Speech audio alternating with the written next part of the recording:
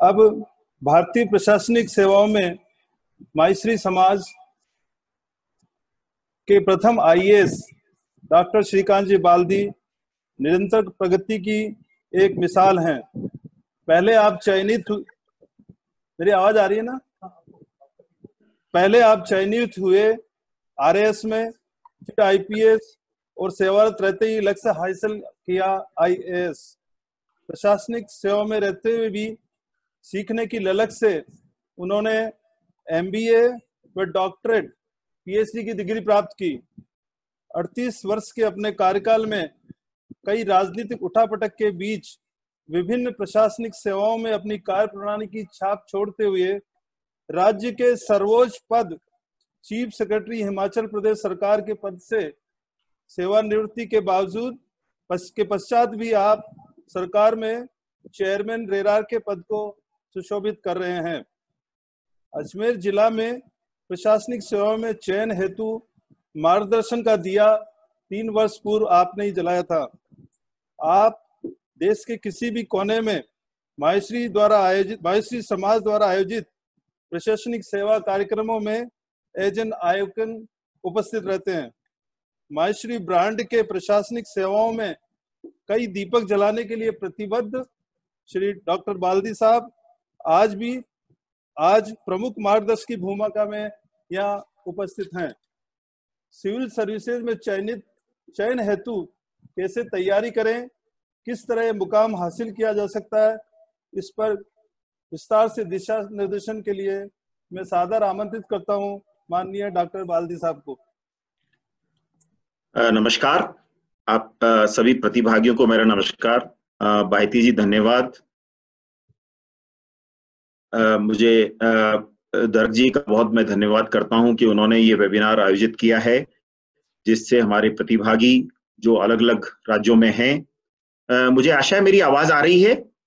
हाँ सर, आ रही है। तो प्रतिभागियों के लिए आयोजित की गई है। मुझे खुशी है कि आज यहाँ पर जो प्रतिभागी हैं ज्यादातर ग्रेजुएट हैं, बहुत सारे सीए हैं, इंजीनियर्स हैं, और ये वेबिनार बिल्कुल आपके लिए ही बनाई गई है, क्योंकि जो माईश्री समाज का जो लक्ष्य है कि हम बहुत बिजनेस में बहुत सर्वोच्च स्तर पर हैं, चार्टेड अकाउंटेंट हम बहुत सारे हैं, पर सिविल सर्विसेज में हमारी भागीदारी जो है वो कम है। मैं आपको बताना चाहूंगा कि माईश्री समाज के जितने भी ऑल इंडिया सर्विस में जो ऑफिसर्स हैं उनका एक ग्रुप बना हुआ है, और अभी तक उस ग्रुप में कितने लोग हैं? आज आजादी को हमारे 73 इयर्स हो गए हैं। 73 साल की आजादी में हमने उस ग्रुप में जितने ऑफिसर्स को कनेक्ट किया है वो केवल 64 हैं। तो आप जान के आश्चर्य करेंगे कि 73 इयर्स की आजादी के बाद केवल 64 ऑफिसर्स ऑल इंडिया सर्विसेज में हैं, जिनके बारे में अभी आपको संतोष जी अजमेरा ने बताया कि हमें क्यों इन सिविल सर्विसेज में आना चाहिए। मेरा ये मानना है कि सिविल सर्विसेज में आने का कारण ये नहीं है कि हमारे यहाँ टैलेंट की कमी है। हमारे यहाँ टैलेंट बहुत अधिक है, परंतु शायद हमारी प्रायोरिटी उस साइड नहीं है। हम बिजनेस या बिजनेस से रिलेटेड जैसे सीए है उस प्रोफेशन को चूज करते हैं, जबकि अभी अजमेरा जी ने आपके सामने बताया है कि ये बहुत महत्वपूर्ण है कि समाज में हमारी सिविल सर्विसेज में भागीदारी हो। ये केवल आपके लिए इंपॉर्टेंट नहीं है, अपनी डिग्निटी के लिए, अपने परिवार के लिए, समाज के लिए ये बहुत महत्वपूर्ण है। मैं जो अजमेरा जी ने बताया है उसके बाद का आपसे चर्चा करना चाहूंगा कि सिविल सर्विसेज में आप किस तरह से, सिविल सर्विसेज क्या हैं, इसकी तैयारी कैसे करें, और मुझे आशा है कि जो आज प्रेजेंटेशन मैं आपके सामने करूंगा आपको सिविल सर्विसेज के हिसाब से आपको उपयोगी लगेगी।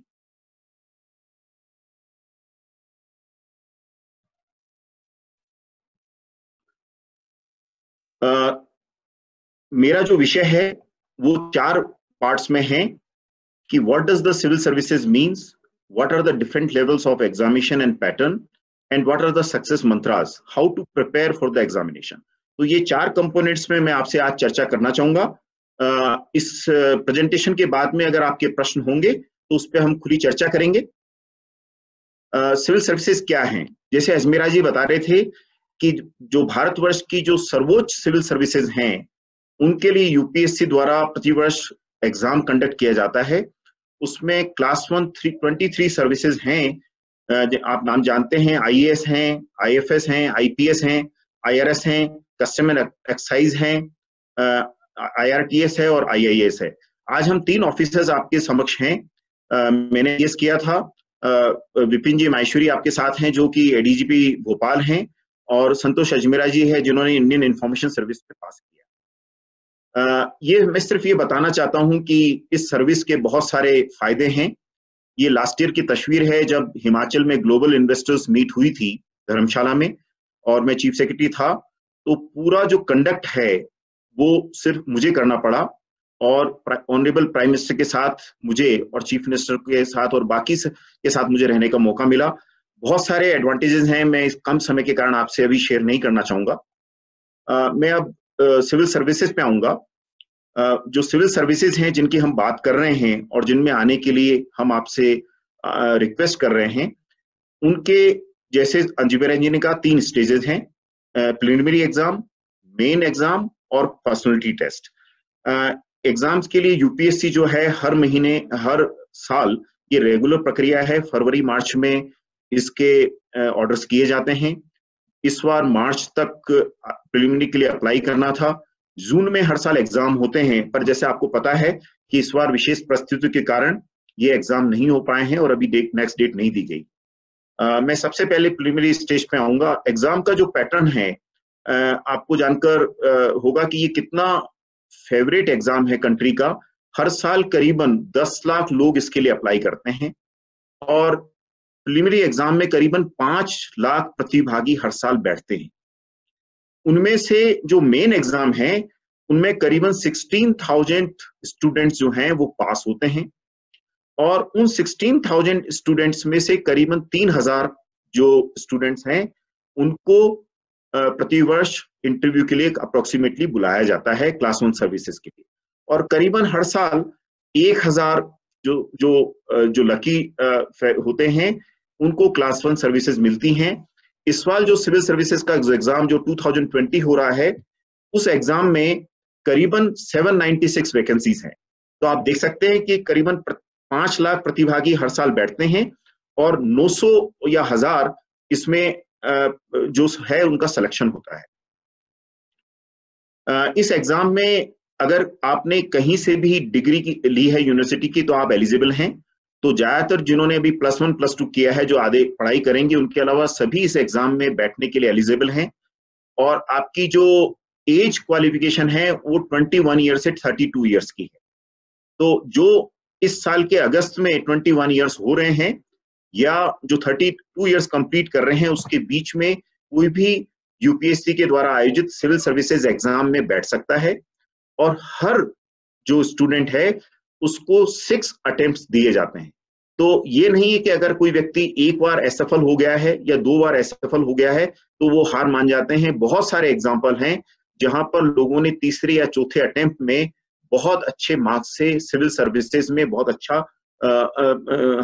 हासिल किया है। सबसे पहले आपको मैं सिविल सर्विसेज की जो प्रिलिमिनरी एग्जाम है उसके बारे में बताना चाहूंगा। जैसा मैंने बताया है कि हर वर्ष ये जून में एग्जाम आयोजित किए जाते हैं। इस वर्ष अभी ये पोस्टपोन्ड है, और जून में जो एग्जाम होते हैं वो 2 एग्जाम्स होते हैं इसके, एक जनरल स्टडीज और दूसरा सिविल सर्विसेज एप्टीट्यूड टेस्ट। उसको जनरल स्टडीज 2 बोला जाता है, पर उसमें जनरली एप्टीट्यूड और लॉजिक और एप्टीट्यूड के बारे में ज्यादा क्वेश्चंस होते हैं। इन 2 क्वेश्चन पेपर्स के देने के बेसिस पे ये मल्टीपल चॉइस क्वेश्चंस होते हैं। उसके उनमें जो सिलेक्शन होता है उसके माध्यम से फिर मेन एग्जाम के लिए सिलेक्शन किया जाता है। ये जो प्रिलिमिनरी एग्जाम में जो मार्क्स आते हैं वो मेन एग्जाम के लिए नहीं काउंट किए जाते हैं, ये केवल स्क्रीनिंग टेस्ट है। क्योंकि बहुत अधिक लोग जो हैं इस एग्जाम में अपीयर होते हैं, पर उनमें से ज्यादातर लोग सीरियस नहीं होते हैं। तो जो सीरियस नहीं है उनको निकालने की एक प्रक्रिया है, और उसके लिए 2 जो हैं पेपर होते हैं। जो सेकंड पेपर है जनरल स्टडीज 2 या CS80, ये केवल क्वालिफाइंग एग्जाम है। इसमें 33 जो मार्क्स हैं उस तक ही ये इसके लिए 33% मार्क्स लाने की जरूरत पड़ती है। जो मेन एग्जाम है जिसके लिए सारी तैयारी की जाती है और जिसके बेस पे सिविल सर्विसेज में सिलेक्शन होता है, उसमें जनरल स्टडीज के 4 पेपर होते हैं। हर एक पेपर के 250 मार्क्स होते हैं। एक आपको ऑप्शनल सब्जेक्ट लेना पड़ता है जिसके 2 पेपर्स होते हैं और उसके 250 मार्क्स होते हैं। और एक ऐसे होता है जो कॉमन होता है, सभी पार्टिसिपेंट्स को उसमें भाग लेना पड़ता है, उसके 250 मार्क्स होते हैं। इस तरह से जो सिविल सर्विसेज मेन एग्जाम है उसके 1750 मार्क्स होते हैं और उनके बेस पे मेरिट तैयार होती है, जिसके बेस पे आपको इंटरव्यू के लिए बुलाया जाता है। अगर आप इसको ध्यान से देखें तो जनरल स्टडीज जो है उसके 1000 मार्क्स हैं और ऑप्शनल सब्जेक्ट के 500 मार्क्स हैं। तो इससे पता लगता है कि जनरल स्टडीज जो है उसका वेटेज 2/3 है आपके सिलेक्शन में, और इसलिए जनरल स्टडीज की तैयारी आपके लिए बहुत महत्वपूर्ण है कि आप सिविल सर्विसेज में आप उत्तीर्ण होते हैं, आप अच्छी रैंक लेते हैं या नहीं लेते हैं। और ऑप्शनल सब्जेक्ट जो आप लेते हैं उसके 500 मार्क्स हैं। तो जनरल स्टडीज की तैयारी वो सब कुछ निर्भर करता है कि आप सिविल सर्विसेज में सेलेक्ट होंगे या नहीं होंगे। जनरल स्टडीज के जिसके बारे में मैं आपको बता रहा हूं, इसके 4 पेपर होते हैं। फर्स्ट जो जनरल स्टडीज का पेपर है वो Indian heritage, culture, history, geography of the world and society है। सेकंड जो पेपर है वो governance, constitution, polity, social justice and international relations है। थर्ड जो पेपर है वो technology, economic development, biodiversity, environment पे है और डिजास्टर मैनेजमेंट जो आजकल बहुत महत्वपूर्ण है। और जनरल स्टडीज का 4th पेपर एथिक्स का है, जिसके ऊपर अजमेरा जी ने किताब भी लिखी है। तो अगर आप देखेंगे तो ये जो 4 पेपर हैं इसमें basically history, geography, political science and economics, ये जो 4 ह्यूमैनिटीज के सब्जेक्ट हैं उन्हीं से बनकर जनरल स्टडीज की तैयारी की जाती है। और अगर आप इस पे मास्टरी करते हैं, आपने किसी भी सब्जेक्ट में ग्रेजुएशन किया है, तो आपको इसमें सिविल सर्विसेज में आपको चांसेस बढ़ जाते हैं और जनरल अवेयरनेस इन सब्जेक्ट्स की होना बहुत महत्वपूर्ण है। तो अब ये महत्वपूर्ण बात आती है कि जनरल स्टडीज की आप तैयारी कैसे करें। मेरा ये कहना है कि अगर आपने सिविल सर्विसेज का अभी तक प्रीलिमिनरी का फॉर्म नहीं भरा है और अगले साल आप भरने वाले हैं या आप नेक्स्ट ईयर भरना चाहते हैं, तो सबसे पहले आप अभी से, इस समय जब कोरोना में आपको घर पे रहने की तैयारी करनी है, तो आप करंट अफेयर्स या जनरल स्टडीज की तैयारी शुरू कर सकते हैं। और उसके लिए हर दिन आप 2 घंटे लगा सकते हैं, 3 घंटे लगा सकते हैं। आपको एक न्यूज़पेपर पढ़ना चाहिए। जनरली जितने भी सिविल सर्विसेज में जो लड़के आते हैं, स्टूडेंट्स, या वो हिंदू के बारे में कहते हैं कि बहुत अच्छा मैगजीन है, क्योंकि उस पर चर्चा होती है, ओपिनियन होता है, डिस्कशंस होता है। कोई भी आप मैगजीन पढ़ सकते हैं। इंटरनेट में बहुत आर्टिकल्स आते हैं और आपको डिबेट्स देखनी चाहिए, न कि केवल न्यूज सुननी चाहिए। पर सबसे महत्वपूर्ण जो अपने संतोष अजमेरा जी ने भी बोला है कि आपको जो एनसीईआरटी की बुक्स हैं 9th से 12th की, वो चारों सब्जेक्ट की, history, geography, political science and economics, उनको जरूर आपको पढ़ना चाहिए। अगर आप इसकी तैयारी करते हैं तो half the battle is one. तो आपको जनरल स्टडीज की तैयारी आपको शुरू हो जाएगी। और वैसे भी एक जनरल अवेयरनेस है, आप किसी भी क्षेत्र में हैं, आप बिजनेस में हैं, आप चार्टेड अकाउंटेंट है, general awareness is always good, it improves your decision making. Now जो सेकंड प्रश्न आता है कि जो आपको ऑप्शनल सब्जेक्ट लेना है वो कैसे लेना है। जब हमने सिविल सर्विसेज का एग्जाम दिया था तो 2 ऑप्शनल पेपर होते थे और एक 2/3 वेटेज ऑप्शनल पेपर की होती थी और 1/3 वेटेज जो है जनरल स्टडीज की होती थी। जबकि अब जो है, जैसे मैंने बताया कि ऑप्शनल की वेटेज 1/3 है, पर फिर भी ये बहुत महत्वपूर्ण है क्योंकि जनरल स्टडीज सबके लिए कॉमन है, जितने भी सिविल सर्विसेज में बैठते हैं। जबकि ऑप्शनल आपका अपना सब्जेक्ट है, अगर उसमें आप हाई स्कोर करते हैं तो आपके आने के चांसेस बढ़ जाते हैं। तो सबसे पहले तो मेरा सुझाव ये रहेगा कि जो ग्रेजुएशन में आपका सब्जेक्ट रहा है, अगर वो स्ट्रांग है तो आप उसी को चूज करिए, क्योंकि जो पढ़ाई आपने स्कूल में की है, कॉलेज में की है, अगर आप उस सब्जेक्ट को चूज करते हैं तो उसमें आपको कॉन्फिडेंस अधिक आता है। I was a commerce student और उसके बाद मैं लॉ कर रहा था, तो I took commerce and law as my optional because commerce was my strong subject. तो उसको लेना चाहिए। परंतु जनरली जो इंजीनियरिंग के स्टूडेंट्स हैं, जो ट्रेंड है कि वो इंजीनियरिंग के सब्जेक्ट या साइंस के सब्जेक्ट नहीं लेते हैं और उसके बदले वो ह्यूमैनिटीज के सब्जेक्ट लेते हैं। उसमें भी कोई बुराई नहीं है। आप ह्यूमैनिटीज का कोई भी सब्जेक्ट आप ले सकते हैं। और मैं ये सजेस्ट करूंगा कि अगर आपको ह्यूमैनिटीज का सब्जेक्ट लेना है तो जो 4 सब्जेक्ट जनरल स्टडीज के हैं उन्हीं में से कोई सब्जेक्ट आप लीजिए, चाहे वो इकोनॉमिक्स हो, ज्योग्राफी हो, पॉलिटिकल साइंस हो या आपकी हिस्ट्री हो। क्योंकि अगर आप वो सब्जेक्ट लेते हैं तो एक तरफ आपकी ऑप्शनल की तैयारी हो रही है और दूसरी तरफ आपकी जनरल स्टडीज की तैयारी हो रही है। पर उस सब्जेक्ट को लेने से पहले आपको ये देख लेना चाहिए कि उसमें आपका इंटरेस्ट है या नहीं है। और इंटरेस्ट के लिए देखने के लिए जरूरी है कि आप ओल्ड क्वेश्चन पेपर जो यूपीएससी की वेबसाइट पे है उनको जरूर पढ़ना चाहिए। कुछ किताबों की चैप्टर्स आपको पढ़ना चाहिए। आपको राइटिंग की अपनी उसमें हैबिट देखनी चाहिए और मटेरियल देखना चाहिए। अगर आपको वो अच्छा लगता है, आपको लगता है कि ये आपको इंटरेस्ट है, तो वो सब्जेक्ट आपको लेना चाहिए। केवल आपको इस बात पर नहीं जाना चाहिए कि किसी ने ये कहा कि ये स्कोरिंग है और ये स्कोरिंग सब्जेक्ट नहीं है।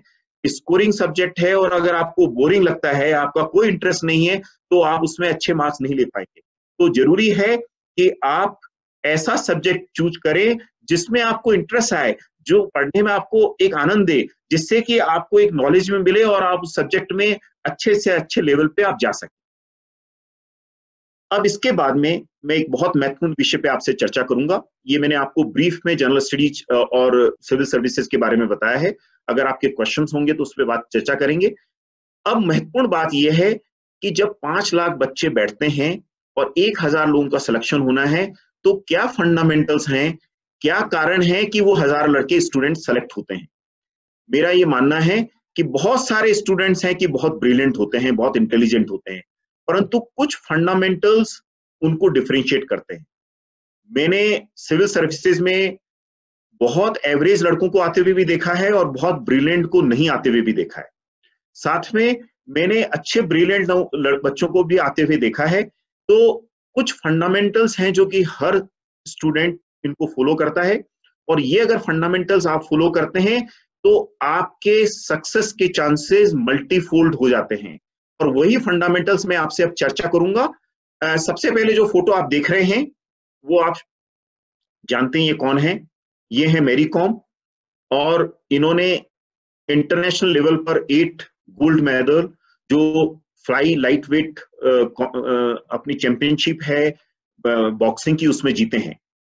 और आपको जान के ये आश्चर्य होगा कि मैरी कॉम 3 बच्चों की मां है, और इन्होंने बहुत सारे इंटरनेशनल जो मेडल लिए हैं वो बच्चे होने के बाद में लिए हैं। ये इनकी ग्रिट, डिटर्मिनेशन, इनकी विल पावर को दिखाता है। तो बहुत सी जगह आपकी विल पावर, आपकी डिटर्मिनेशन, आपका मेंटल एप्टीट्यूड काम करता है आपकी स्टडी से ज्यादा। तो वो कौन से सक्सेस फैक्टर्स हैं, वो कौन से मेंटल एप्टीट्यूड्स हैं जो आपको दूसरों से डिफरेंशिएट करते हैं, उसके बारे में मैं आपसे चर्चा करना चाहूंगा। और उन अगर मेंटल एप्टीट्यूड्स को आप एनहांस करते हैं तो मुझे पूरी विश्वास है, पूरी आशा है कि आप ये एग्जाम हो या कोई भी एग्जाम हो, उसको बहुत अच्छी तरह से सफलता कर सकते हैं। सबसे पहला है आपका गोल, आपका लक्ष्य क्या है। आप में से बहुत सारे इंजीनियर बने हैं, बहुत सारे चार्टेड अकाउंटेंट बने हैं, क्योंकि आपने ये एक लक्ष्य बनाया है कि आप वहां तक पहुंचना चाहते हैं। गोल के बारे में एक मुझे बहुत अच्छा एक उदाहरण लगता है हमारे फॉर्मर प्रेसिडेंट अब्दुल कलाम जी का। वो जब रामेश्वरम में पढ़ते थे तो एक उनके बहुत अच्छे टीचर थे। रामेश्वरम में जब वो क्लास में पढ़ाई हो रही थी तो वो बच्चों को बता रहे थे टीचर कि किस तरह से बर्ड्स उड़ते हैं, हाउ डू दे फ्लाई, और वो कैसे फ्लाइट लेते हैं। तो बच्चों को उन्होंने ब्लैक बोर्ड पे बताया कि बच्चों देखिए बर्ड्स जो हैं वो किस तरह से अपनी टेल को मोड़ते हैं जिससे कि वो फ्लाइट कर सके, वो किस तरह से फॉर्मेशन बनाते हैं, किस तरह से उड़ते हैं। बच्चों को जब उन्होंने एक पूरी समझाया, उसके बाद उन्होंने पूछा कि आपको समझ में आया। तो कुछ बच्चों ने कहा हमें समझ में नहीं आया। तो टीचर उनको रामेश्वरम के सी शोर पे ले गए और वहां पर जो बर्ड्स उड़ रहे थे उनको दिखाया और उनको बताया कि देखिए किस तरह से ये फॉर्मेशन, फ्लाइट और उड़ रहे हैं। उसको देखकर बच्चों को बहुत अच्छा लगा और अब्दुल कलाम को बहुत अच्छा लगा। एक्चुअली उनके मन में फ्लाइट एंटर कर गई। उन्होंने अलग से जाके अपने टीचर से बात की और उनको कहा कि मैं फ्लाइट के बारे में और अधिक समझना चाहता हूँ, सीखना चाहता हूँ, बताइए मुझे क्या करना चाहिए। तो उनके टीचर ने कहा अगर आप आगे बढ़ना चाहते तो आपको एरोनॉटिकल इंजीनियर बनना चाहिए, उसमें आपको फ्लाइट के बारे में बहुत अधिक सीखने को मिलेगा।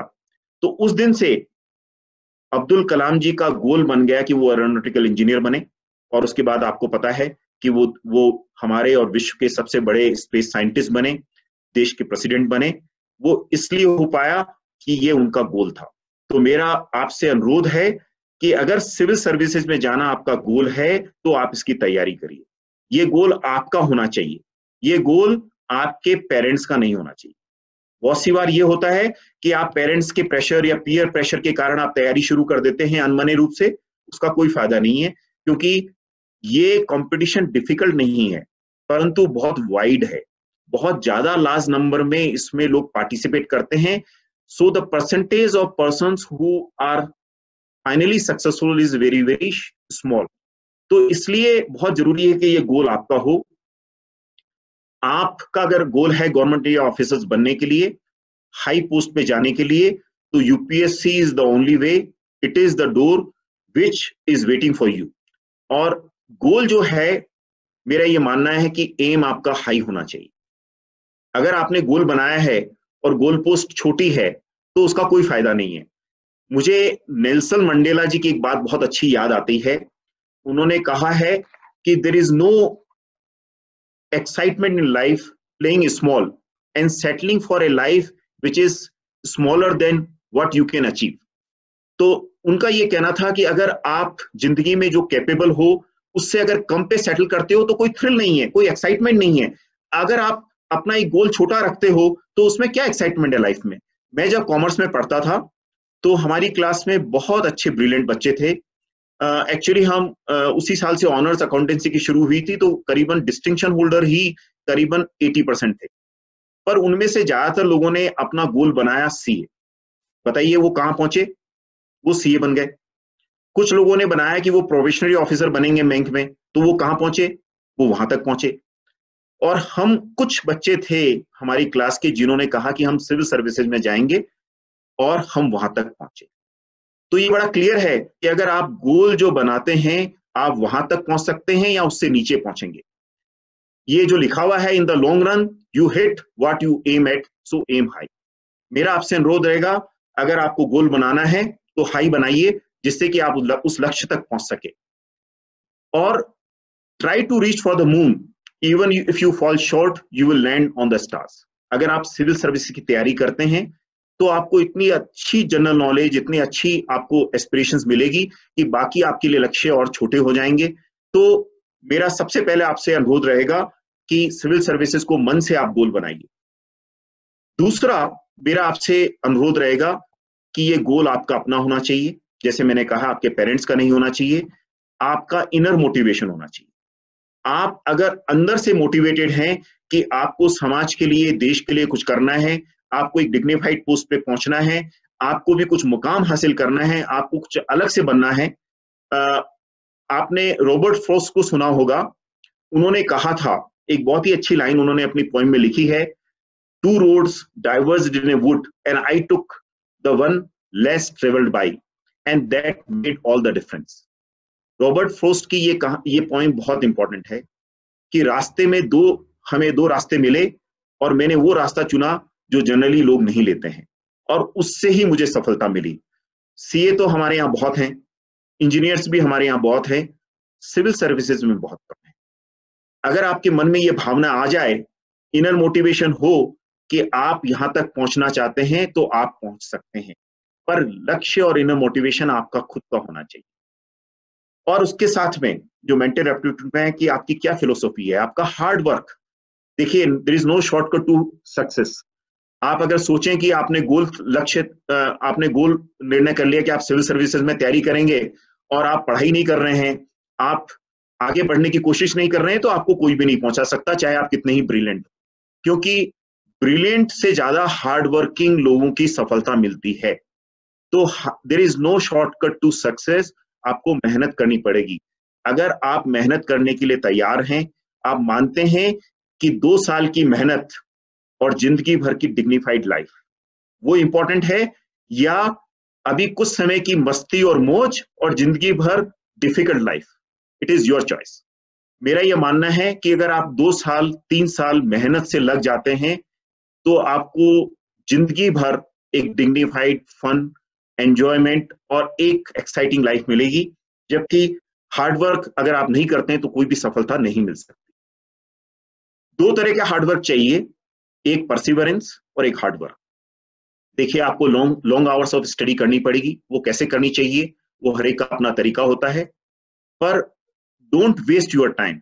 अगर आपको लगता है पढ़ाई से होता है तो you can very your method of study, watch news, lecture videos, discuss, so you can vary your way of study, but you have to devote time. Second, civil services require perseverance.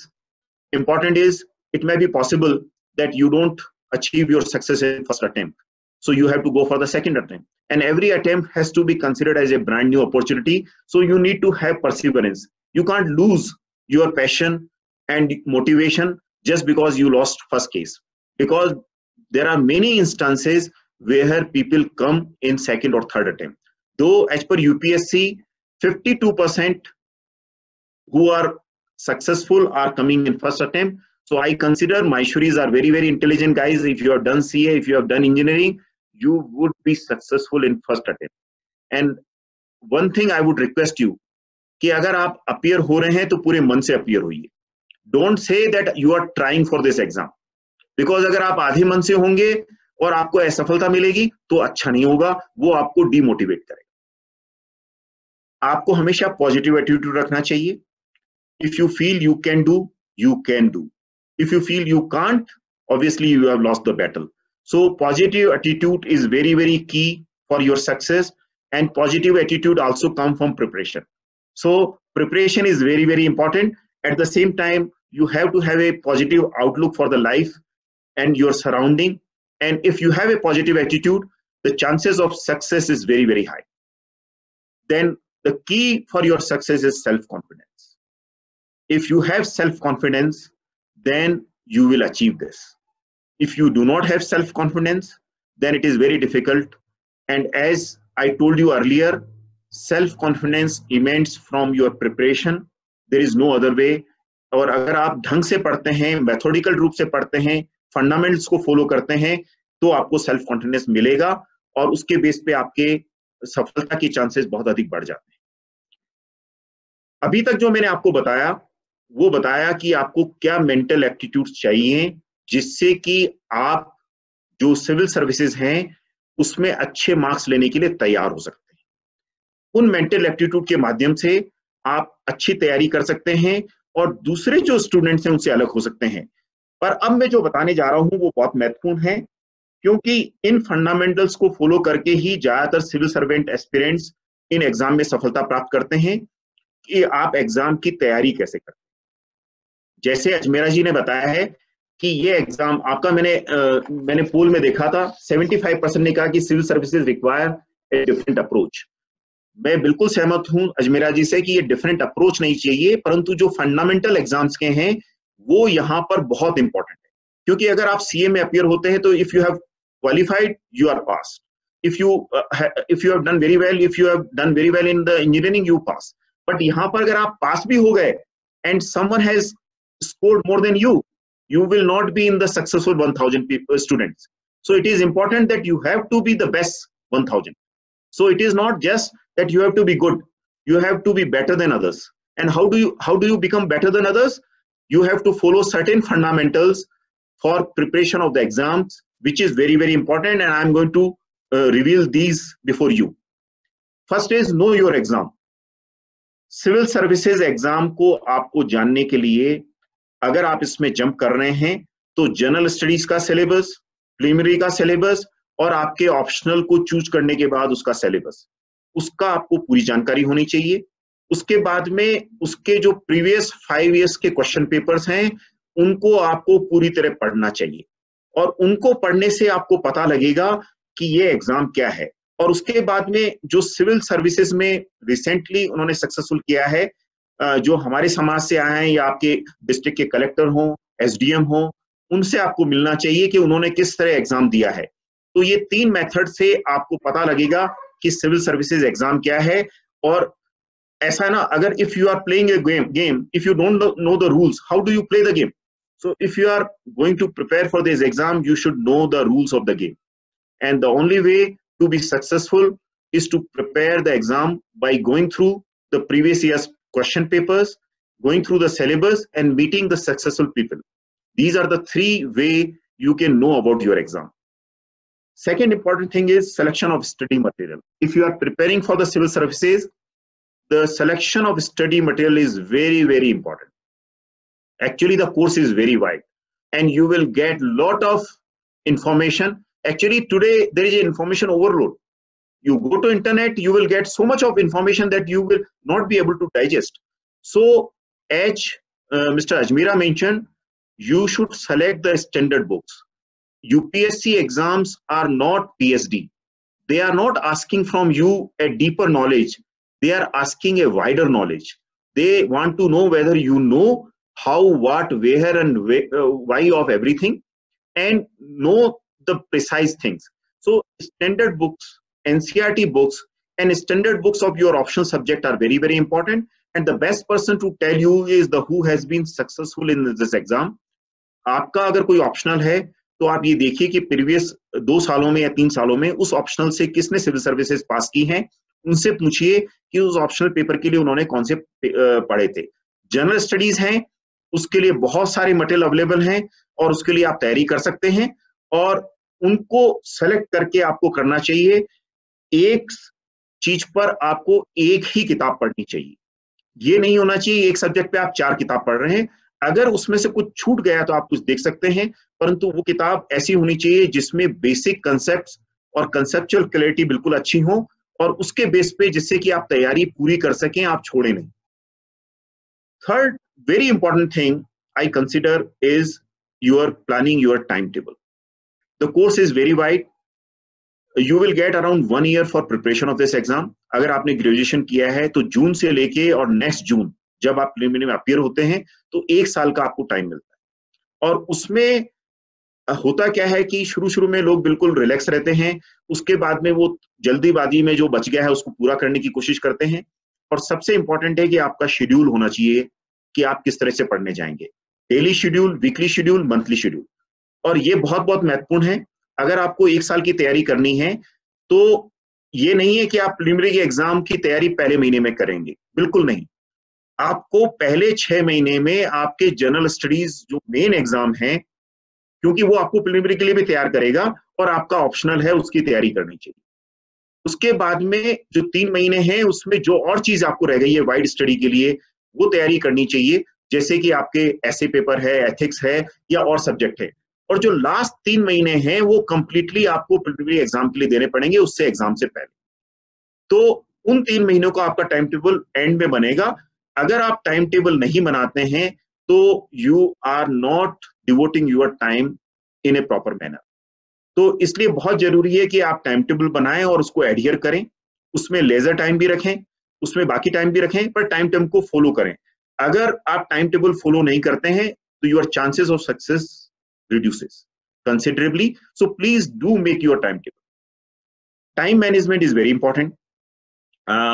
जो जैसे मैंने बताया 1 साल जो last का है वो आपको पूरा इसके साथ डिवोट करना पड़ेगा और उन दिनों में आपको कम से कम भी 7 to 8 hours per day study करनी पड़ेगी. आप ब्रेक ले सकते हैं, डिवाइड आप अपना ऑप्शनल जीएस में कर सकते हैं और उस तरह से अगर आप टाइम टेबल को मैनेज करते हैं तो वो इंपॉर्टेंट है. और टाइम टेबल आपका जो डेली रूटीन अगर फिक्स हो जाता है कि आप मॉर्निंग में कब उठते हैं, लंच कब करेंगे, कब आप रेस्ट करेंगे, कब इवनिंग में आप वॉकिंग के लिए जाएंगे, ये टाइम मैनेजमेंट एक रूटीन के साथ होना चाहिए. ये रोज चेंज नहीं होना चाहिए. अगर आप डेली टाइम मैनेजमेंट करते हैं और रेगुलर स्टडी करते हैं तो सफलता के चांसेस बहुत अधिक बढ़ जाते हैं. जो एक बहुत महत्वपूर्ण चीज है वो मैं आपको बताना चाहूंगा, आपकी लैंग्वेज. सिविल सर्विसेज में जो इंडियन लैंग्वेजेस हैं सारी, उनमें किसी से भी आप एग्जाम दे सकते हैं. जिस भी आप लैंग्वेज में आपकी मास्टरी है आप उसमें एग्जाम दे सकते हैं. तो आपका लैंग्वेज पे कमांड होना चाहिए. हमारे जो एजुकेशन सिस्टम की बड़ी वीकनेस क्या है कि 12th के बाद में लैंग्वेजेस का कोई पढ़ाई नहीं है एक्सेप्ट कि आपने इंग्लिश या हिंदी ह्यूमैनिटीज में ली. तो जनरली क्या होता है कि जो सब्जेक्ट लैंग्वेजेस के होते हैं इंग्लिश और हिंदी, उसको हम 12th तक पढ़ते हैं और उसके बाद हम पढ़ना छोड़ देते हैं. जबकि language is the medium by which you right in the exam. So language उसके लिए बहुत इंपॉर्टेंट है कि आप उसकी तैयारी करें। अगर आप सिविल सर्विस की अभी आपने फॉर्म नहीं भरा है तो लैंग्वेज को हार्नेस करने की तैयारी करिए। जिस भी मीडियम से आप अपीयर होना चाहते हैं, आप इंग्लिश में कॉन्फिडेंट हैं तो इंग्लिश में अपीयर होइए, अगर आप अपनी दूसरी लैंग्वेज में कॉन्फिडेंट हैं तो उसमें अपीयर होइए, परंतु उसमें आपकी वोकेबलरी को आप एनहांस करिए, उसको तैयार करिए, वो बहुत बहुत महत्वपूर्ण है। Language is very very important for civil services to be successful compare to others. जो नेक्स्ट इंपॉर्टेंट जो स्किल है वो है आपकी स्टडिंग स्किल्स। जैसे मैंने आपको बताया है कि आपका सब्जेक्ट ऑप्शनल हो या जनरल स्टडीज बहुत वाइड है। अगर आप जनरल स्टडीज देखेंगे तो आपको लगेगा कि पूरा ओशन है, आप कुछ भी पढ़ लें तब भी कम है। तो आपकी स्टडिंग स्किल ऐसी होनी चाहिए कि आप why do you study, you don't read just for the sake of reading. The purpose of reading is to understanding. So how do you enhance your understanding while reading? That is very very important. And most of the students are reading for the sake of reading. They are tired, they are not concentrating, and still they are continuing reading, showing to their parents they are studying for 12 hours. There is no fun of that. आप अगर पढ़ रहे हैं तो आपको understand होना चाहिए, और उसके लिए बहुत सारे मेथड हैं। स्पीड रीडिंग है, परंतु सबसे इंपॉर्टेंट जो तरीका मैंने सिंपल सा देखा है वो है GRR, कि अगर आप कोई चैप्टर पढ़ रहे हैं तो आप पहले उसको ग्लेंस करिए, उसके बाद आप उसको रीड करिए, और उसके बाद आपको रिवाइज करिए। और रिवाइज क्या कर रहे हैं, आपको हेडिंग और सब हेडिंग समझने हैं कि क्या क्वेश्चन इसमें से आ सकता है। उससे आपको अंडरस्टैंडिंग उस चैप्टर की आएगी। जब आप पहली बार ग्लेंस कर रहे हैं तो आपको समझ में आएगा कि इस चैप्टर में है क्या, और इस तरह से आपको अंडरस्टैंडिंग बेटर होगी। तो studying skills are also very very important. Then third important thing, and I think the most important thing, is the writing skills. ये जो आपके सामने खुला हुआ है, अगर कोई एग्जाम में ये लिखता है फर्निश्ड या लिखता है हाउ मच, तो आपको कैसा लगेगा? कोई भी अगर यूपीएससी के एग्जाम में अपेयर हो रहा है और वो अगर स्पेलिंग मिस्टेक्स कर रहा है तो किसी को भी अच्छा नहीं लगेगा। दूसरा, आपकी राइटिंग स्किल्स अगर नहीं है तो आप एग्जाम में कैसे अपीयर होंगे? जो मेन एग्जाम है वो 3 आवर्स के हैं और दिन में 2 होते हैं, आपको 6 घंटे लिखना पड़ेगा। मैंने जनरली देखा है कि बहुत सारे स्टूडेंट बहुत पढ़ते हैं परंतु लिखते नहीं, और जब एग्जाम में अपीयर होते हैं तो उनको लिखने में उनको स्ट्रगल करना पड़ता है। जितना आपके लिए पढ़ना इंपॉर्टेंट है उतना ही लिखना इंपॉर्टेंट है। तो ये जरूरी है कि डेली आप अपने जो पढ़ा है उसको लिखें, उसको इंप्रूव करें, उसको हार्नेस करें, और जो मॉक टेस्ट हैं वो देने चाहिए। बहुत सी बार ये डिबेट आती है कि वेदर कोचिंग लेनी चाहिए या नहीं लेनी चाहिए। बहुत से लोग बच्चे जो हैं वो सेल्फ स्टडी करते हैं, परंतु टेस्ट सीरीज में ऑनलाइन अपीयर होना बहुत जरूरी है, जहां मॉक टेस्ट होते हैं। बहुत सारे टेस्ट सीरीज हैं, क्योंकि वो आपको तैयार करते हैं एग्जाम के लिए। तो राइटिंग स्किल्स जो हैं और राइटिंग हैबिट्स, ये आपको बनाना बहुत जरूरी है अगर आप सिविल सर्विसेज में। और ये बहुत अच्छा मौका है कि इस साल आप अपनी राइटिंग स्किल्स को इंप्रूव कर सकते हैं। डेली आपको लिखना चाहिए, वीकली आपको लिखना चाहिए, चाहे वो जनरल स्टडीज पे हो चाहे आपके ऑप्शनल सब्जेक्ट पे। देन एग्जाम में जो आपको आंसर्स लिखने हैं वो भी अपने आप में एक स्किल है, वो भी एक तरीका है जो आपको डिफरेंशिएट करता है। बहुत सारे बच्चे जिनका कंटेंट सेम होता है, अगर आप एग्जामिनर के रूप से सोचें कि किसको अच्छे मार्क्स देने हैं, तो कुछ एक स्पेशल फीचर्स हैं जिसके कारण राइटिंग के टाइम में आप अच्छे मार्क्स देते हैं। और वो क्या है कि सबसे इंपॉर्टेंट है कि आपकी नीट एंड टाइडी राइटिंग होनी चाहिए। अगर एग्जामिनर आपका आंसर ही नहीं पढ़ पाए तो आपको अच्छे मार्क्स नहीं देगा। दूसरा, एग्जामिनर ये जानना चाहता है कि आप क्वेश्चन का आंसर जानते हो, you know how to write answer and you have written it, because generally her question जो है उसमें एक वर्ड लिमिट है। जनरल स्टडीज में 150-250 वर्ड्स की वर्ड लिमिट है 20 क्वेश्चंस में। तो उनमें आप जब लिखते हैं तो ज्यादा लिखना नहीं है, परंतु उसमें जरूरी है कि आप पैराग्राफ बनाएं, आप हेडिंग सब हेडिंग बनाएं, आप जिससे कि टीचर को या जो एग्जामिनर है उसको पता लगे कि आपको पता है। सबसे महत्वपूर्ण जो चीज है ऑप्शनल में या जनरल स्टडीज में है कि can you illustrate your answer. अगर आप अपने आंसर को इलस्ट्रेट कर सकें by making charts, flow diagrams, maps, और by any way, that would be the icing in cake. अगर आप वो कर सकें, examiner will immediately be impressed and give you good marks. So it is important that content has to be illustrated, and that make the difference from other students who are appearing, and that is a very very important skill you must learn while writing answers. Second है, जो सबसे बड़ी गलती exam के time में हम करते हैं, जैसे जनरल स्टडीज है 20 क्वेश्चंस आते हैं जनरली, जो भी स्टूडेंट्स हैं अच्छे जो सक्सेसफुल, उन्होंने ये कहा है कि हमने फर्स्ट अटेम्प्ट में पहले 3 क्वेश्चंस बहुत लंबे लिखे और लास्ट के क्वेश्चंस हमने छोड़ दिए क्योंकि हमारे पास समय नहीं था, या हमने बहुत कम समय लगाया। ये सबसे फैटल मिस्टेक है। क्यों? कि अगर आपके 300 मार्क्स हैं या 250 मार्क्स हैं जनरल स्टडीज में, तो आपको हर क्वेश्चन के मार्क्स के अकॉर्डिंगली आपको टाइम देना चाहिए, चाहे आपको ज्यादा आता हो। हमें प्रॉब्लम ये होती है कि हम पहले 5 क्वेश्चंस को ज्यादा जानते हैं तो हम ज्यादा बता देते हैं और बाकी क्वेश्चंस पे डिवोट कम टाइम देते हैं, जबकि मार्क्स उस बेस पे आएंगे कि आपने कितना सारे क्वेश्चन पेपर किए हैं नहीं किए हैं और सब पे टाइम डिवोट किया है नहीं किया है। बहुत सारे अदर पॉइंट्स हैं पर इतना समय नहीं है, इसलिए मैं इस पे डिटेल में नहीं जाऊंगा। और एक बहुत महत्वपूर्ण जो चीज है आपका पीयर ग्रुप। मेरा ये मानना है कि जो सिविल सर्विसेज में अपीयर हो रहे हैं उनका पीयर ग्रुप होना चाहिए, न कि दूसरा। वो चाहे आपका ऑनलाइन हो सकता है, अगर आपके कॉलेज स्टूडेंट्स हों, आपके यहाँ पर स्टूडेंट, उनके साथ होना चाहिए, क्योंकि आप अपनी प्रॉब्लम्स, अपनी डिस्कशंस को उनसे डिबेट कर सकते हैं। अगर आप हॉस्टल में तो बहुत अच्छी तरह से कर सकते हैं। उसका बहुत बड़ा फायदा ये होगा कि आप एक मोटिवेटेड भी रहेंगे, आपके डाउट्स भी क्लियर होंगे। मुझे हमारी सिविल सर्विसेज में आने का एक बहुत बड़ा कारण रहा, हमें बहुत ज्यादा उस समय कोचिंग नहीं होती थी। भाईती जी अजमेर से हैं, मैं भी अजमेर से हूँ। मेरी क्लास से पहली बार सिविल सर्विसेज में 5 स्टूडेंट हम अपीयर हुए थे और 5 हम चर्चा करते थे, और आपको आश्चर्य होगा हम 5 आज सिविल सर्विसेज में, 2 आईएएस में हैं, 1 आईपीएस में है और 2 इनकम टैक्स में है। और वो सफलता इसलिए हुई कि हम आपस में डिबेट करते थे, डिस्कस करते थे और हम सोचते थे कि हम आगे कैसे कर सकते। और इसके साथ ही मैं आपको ये कहना चाहूंगा कि आपको स्टे हेल्दी रहना है, आपको एक्सरसाइज करनी है, अच्छा फूड खाना है, क्योंकि आप अगर बहुत अधिक पढ़ रहे हैं तो बहुत सी बार आप एक्सरसाइज नहीं करते हैं, अपने फूड पे ध्यान नहीं देते हैं। अगर आप हेल्दी नहीं हैं तो आप पढ़ाई भी ठीक नहीं कर पाएंगे। एक मेरा फ्रेंड था, बहुत ब्रिलियंट था, हम दोनों ने एग्जाम साथ दिया था। जिस दिन एग्जाम था उसको माइग्रेन हो गया। क्यों? कि वो रात भर पढ़ रहा था। तो उस पढ़ाई का क्या फायदा हुआ अगर आप हेल्दी नहीं है? तो आपकी, मेरी जो रूटीन था अपना, कि मेरा जो रूटीन पहले दिन से था, एग्जाम से 3 महीने पहले वही एग्जाम में था। मैं 12 बजे सोता था तो 12 बजे सोता ही था, क्योंकि आपको प्रॉपर स्लीप चाहिए, लिटिल बिट ऑफ एक्सरसाइज चाहिए और हेल्दी फूड चाहिए, और ये हैबिट आपकी रेगुलर होनी चाहिए। ये हैबिट भी बहुत इंपॉर्टेंट है, इसको आप निग्लेक्ट नहीं कर सकते। तो मैं ये कहना चाहूंगा कि अगर ये फंडामेंटल्स आप फॉलो करते हैं, you define your own success. कोई भी ऐसी चीज नहीं है जो कि आप सफल नहीं हो सकते हैं।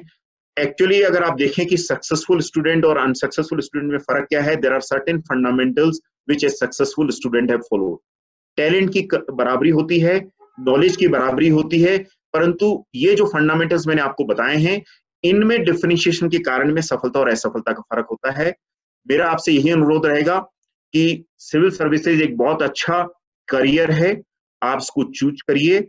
और आप, मायश्री बच्चे बहुत इंटेलिजेंट होते हैं, अगर आप ढंग से तैयारी करते हैं और अच्छी तैयारी करते हैं तो सफलता आपको जरूर कदम चूमेगी। देखिए, सफलता एक दिन में नहीं मिलती है, पर अगर आप सब लोग ठान लें तो सफलता एक दिन आपको जरूर मिल जाएगी। मुझे पूरी आशा है कि आप सिविल सर्विसेज के लिए जो पॉइंट्स मैंने बताए हैं उन पे भी ध्यान करेंगे और अपनी तैयारी करेंगे। धन्यवाद।